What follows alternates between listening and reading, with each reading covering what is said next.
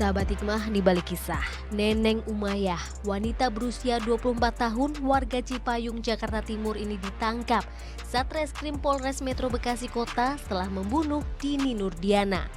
Neneng menghabisi nyawa Dini secara sadis lantaran cemburu sang suami menjalin hubungan serius dengan korban. Dari hasil pemeriksaan polisi, kemarahan Neneng memuncak setelah membaca pesan singkat korban yang meminta sang suami untuk menceraikannya. Korban dan suami pelaku merupakan rekan kerja dan sudah menjalin hubungan selama 4 bulan. Kasus pembunuhan tersebut terjadi pada tanggal 26 April lalu di tebing Kali Cikeas, Bekasi Kota. Jasad korban baru ditemukan pada 29 April 2022. Dini menghadapi ancaman hukuman 15 tahun penjara. Milikmu milikku juga, tapi masa suamimu suamiku juga ya Satya. Ini kan pelakor adalah prahara rumah tangga tingkat dewa Sat. Oh aduh, lah iya loh Sat, kayak di kasus yang tadi itu loh. Iya, kan dan kasusnya banyak, ada yang disebar uang lagi, ini uang berapa, segala macam, ada yang macam-macam luar biasa. Ada 4 doa ketika suami itu keluar dari rumah. Dan ini jarang sekali orang ngamalkan. Tolong doa ini kalau perlu diperdengarkan suaminya ketika keluar rumah. Pertama, ya Allah, jagalah mata suami. Kenapa? Dari sawah turun ke hati, dari mata biasanya turunnya ke kali itu. Kebalik. Oh, kebalik ya. Dari sawah turun ke kali. Dari mata turun ke kantong biasanya. Oh iya kantong. juga sih. Maka jagalah mata, yang kedua jagalah harta. Ini tolong ya Allah, jagalah mata suami saya. 2, jagalah harta suami saya. 3, jagalah hatinya.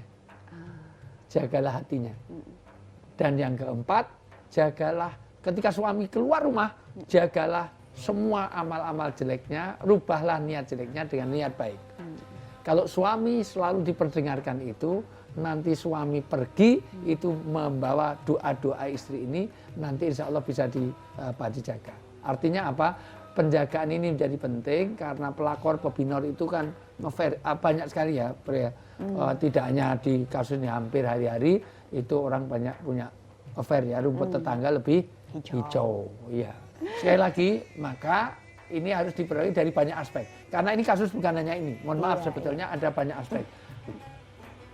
Terjadinya affair, terjadinya perselingkuhan itu bisa banyak faktor.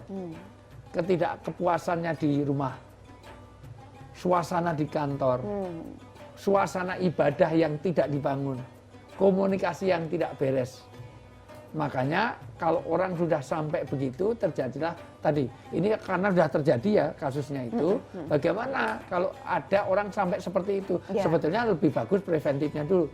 Tapi kasusnya seperti itu nggak boleh. Kalau sudah terjadi itu, solusinya bukan cara membunuh seperti itu.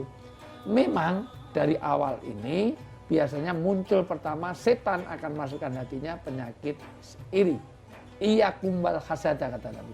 Hati-hati terhadap hasad. Pembunuhan pertama kali di bumi ini juga karena hasad, yaitu Habil dan Qabil. Gara-gara Qabil itu senang pada wanita, maka wanita itu wanita yang disenangi ternyata senang pada orang lain.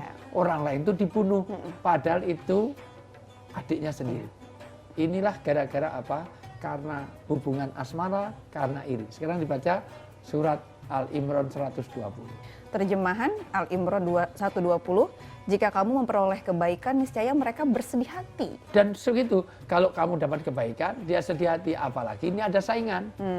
Istri mudanya tadi, terus? Tetapi jika kamu tertimpa bencana, mereka bergembira. Wah, kalau dia kesakitan senang. Makanya mohon maaf pemirsa Net TV, kita mohon maaf jarang sekali ini ya kita belajar dari hikmah ini, kita tidak banyak door prize supaya jaga hati. Karena jangan sampai nanti penonton baru dapatnya mobil, sementara yang sudah lama ikut cuman dapatnya payung. Itu nanti kan menyakitkan. Ya perumpamaannya kayak gitu ya Sat. Iya, makanya kita nggak bagi door prize hari ini untuk jaga hati. Kalau dia senang, kita susah, ini penyakit SMS. Senang melihat orang susah, susah melihat orang senang. Lanjut. Jika kamu bersabar dan harusnya bertakwa, dengan kesabaran. Jangan main cemburu langsung bunuh. Kesabaran. Ya, terus jika kamu bersabar dan bertakwa, tipu daya mereka tidak akan menyusahkan kamu sedikit pun. Iya. Kuncinya kita sabar dan takwa, cari solusi lain. Dalam keadaan emosi, 1, jangan membuat keputusan. 2, jangan dimintai konsultasi. Jangan konsultasi orang yang dalam kesedihan dan kemarahan. 2, jangan membuat keputusan dalam keadaan orang yang susah maupun marah. Itu dia sahabat hikmah, kisah-kisah yang kita hari ini bahas. Semuanya menarik dan Ustadz Pujianto sudah memberikan banyak sekali nilai yang bisa kita petik supaya kita bisa menjadi lebih baik lagi, kita bisa jadi lebih bijak lagi. Ingat, selalu ada hikmah di balik kisah. Waktunya saya Rahma dan Ustadz Pujianto pamit. Terima kasih Ustadz. Assalamualaikum warahmatullahi wabarakatuh.